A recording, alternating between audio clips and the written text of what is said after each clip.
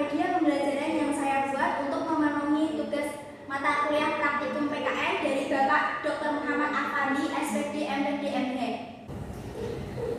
Saya di sini akan menjelaskan media pembelajaran yang telah saya buat. Saya membuat media pembelajaran Flipbook online yang berjudulkan Negaraku Indonesia.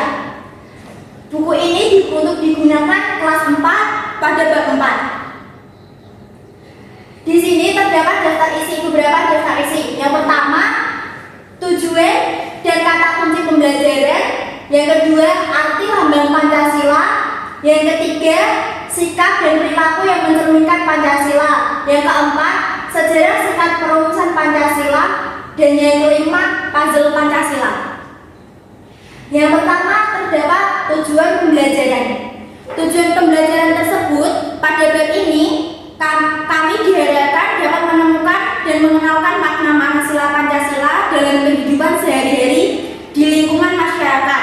Kemudian juga diharapkan dapat menunjukkan dan mempraktikannya dalam kehidupan sehari-hari. Selain itu, dapat mengenalkan dan meneladani karakter para perumus Pancasila. Selanjutnya di sini ada kata kunci. Kata-kata yang harus kamu ingat supaya dapat memahami materi pada bab ini adalah makna sila-sila Pancasila, kegiatan masyarakat, sikap dan perilaku terpuji, sejarah perumusan Pancasila, dan karakter perumus Pancasila. Materi yang pertama menjelaskan tentang lambang Pancasila. Lambang Pancasila yaitu burung Garuda. Dengan ilmu yang membangun setiap sila, mulai dari sila 1 sampai sila kelima. Pancasila sebagai landasan ideologi bangsa Indonesia yang tak hanya sebagai identitas dan simbol Indonesia, namun mencerminkan nilai-nilai luhur bagi Indonesia. Yang selanjutnya, arti lambang sila pertama. Lambang sila pertama disimbolkan dengan bintang. Bintang tersebut menjadi simbol pertama yang menggambarkan sebuah cahaya seperti cahaya kerohanian yang berasal dari Tuhan kepada setiap manusia. Yang sila kedua dilambangkan oleh rantai. Bunyi sila kedua kemanusiaan yang adil dan beradab. Rantai pada simbol kedua terdiri atas mata-mata yang berbentuk segi empat dan lingkaran yang saling berkaitan, membentuk lingkaran. Keterkaitan ini memiliki makna bahwa bangsa Indonesia saling terkait, erat, bahu-membahu dan saling membutuhkan. Sila ketiga berbunyi seperti Persatuan Indonesia yang dilambangkan oleh pohon beringin. Pohon beringin merupakan pohon besar yang digunakan dan oleh banyak orang tempat berteduh di bawahnya. Hal tersebut dikorelasikan sebagai negara Indonesia di mana semua rakyat Indonesia dapat berteduh di bawah naungan negara Indonesia. Tak hanya itu saja, pohon beringin memiliki suluh dan akar yang mendalam ke bawah, ke arah segala bawah. Hal ini dikarenakan dengan keragaman suku bangsa yang menyatu di bawah nama Indonesia. Yang selanjutnya, arti lambang sila yang keempat.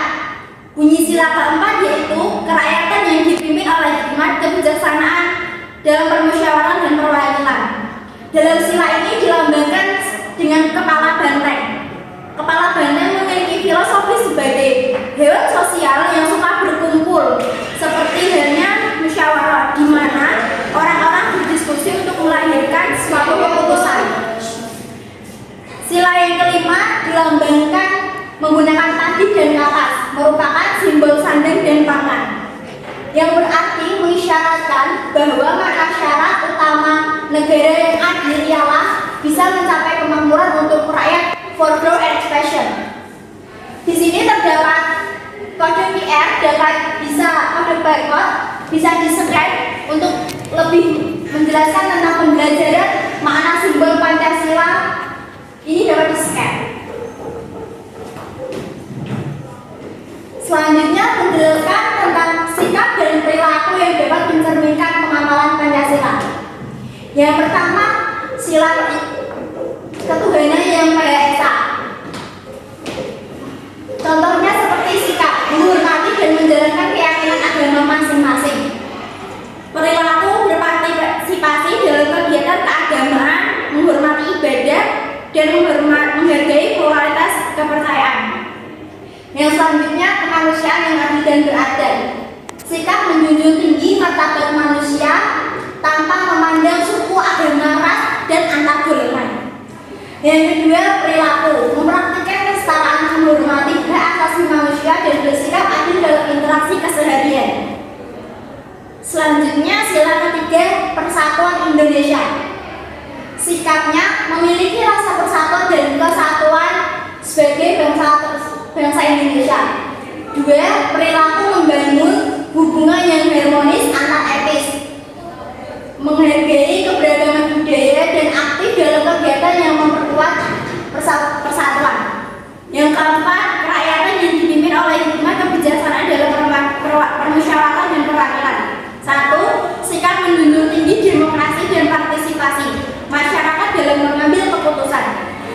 Dua, perilaku menghormati pendapat orang lain, aktif dalam kegiatan demokrasi dan menjalankan tanggung jawab sebagai warga negara. Sila kelima, keadilan sosial bagi seluruh rakyat Indonesia.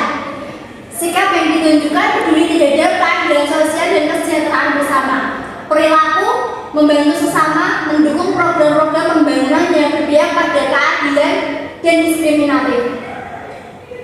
Materi yang selanjutnya, sejarah singkat perumusan Pancasila. Pada abad ke-20, munculnya gerakan kebangkitan nasional di Indonesia sebagai respon terhadap penjajahan bangsa Belanda. Beberapa tokoh seperti Budi Utomo dan Serikat Islam mulai mengusulkan gagasan-gagasan seperti identitas dan tujuan nasional Indonesia. Selanjutnya, Sumpah Pemuda yang dilakukan pada tahun 1928, tepatnya pada tanggal 28 Oktober. Diadakannya Kongres Pemuda di Jakarta.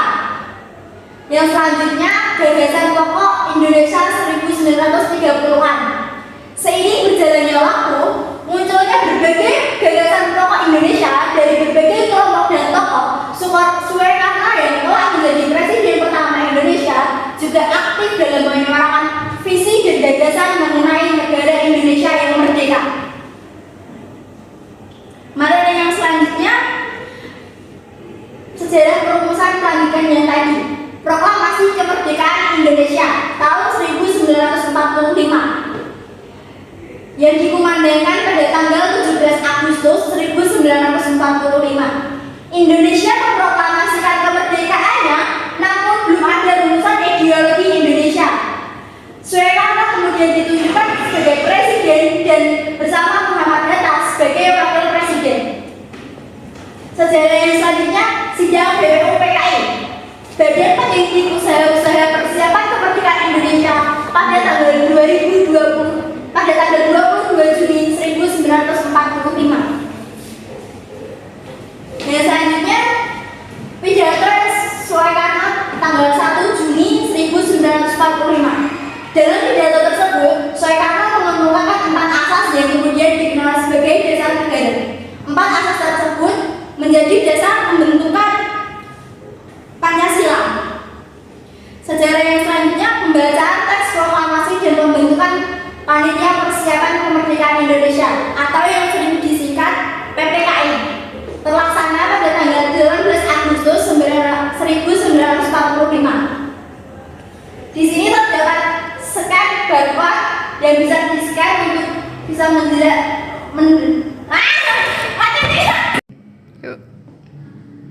Di sini juga terdapat kode barcode yang dapat di-scan untuk bisa melihat lebih jelas video pembelajaran tentang perumusan Pancasila. Yang selanjutnya, di sini ada puzzle Pancasila. Di sini bisa dikerjain langsung atau juga bisa lewat online.